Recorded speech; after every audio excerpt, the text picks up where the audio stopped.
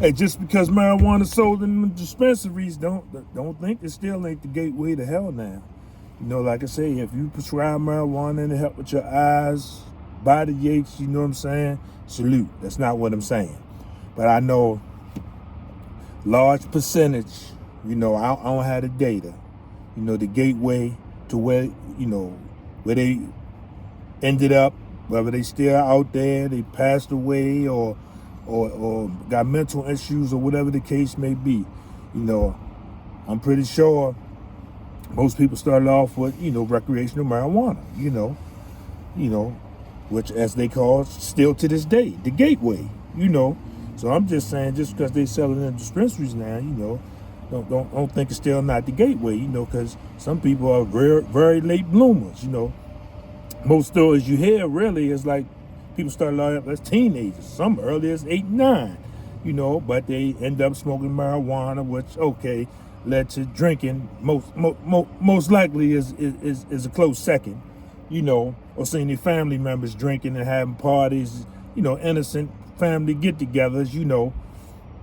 But you most people's story you heard, they smoke, you know, and depending on the age, you know, because like they got blunts, they got all kinds of things you could smoke marijuana in now. And I mean, I know, you know, traditionally, you know, I wouldn't say traditionally, but most people had top papers, easy widers, or whatever the case may be, or bongs, you know.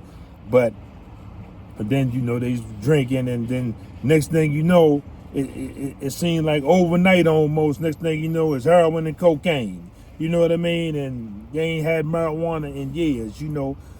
So I mean, just be mindful that, you know, marijuana, you know, anything that alter you. I mean, you could drink one beer a month. I mean, but once you put any kind of substance in you, let's not get it twisted. Your mind's still altered. I ain't saying you drunk. I'm not saying you're inebriated. I ain't saying you're gonna blow a .8. But any substance you put in your body, your mind is altered. Let's not get that messed up. I think that's where people get it messed up at. I only have one joint. I only smoke every now and then, and that's good. That you're not gonna get hooked. But the truth of the matter is, if I go drink a beer right now, you know what I'm saying? Am I gonna be inebriated? No.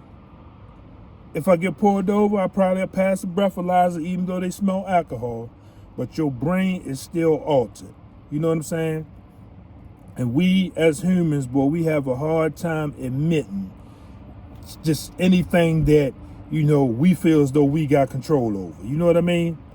So that just take you deeper and deeper into, you know, whatever the case may be. You know, they could tell us they shooting around the corner. We got to go around there and find out. You know what I'm saying? Just instead of taking people's advice, you know.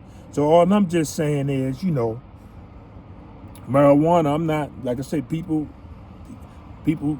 see better or feel better, or the aura. I'm not saying, you know, excuse me. I'm not saying, you know, I'm not going against none of that.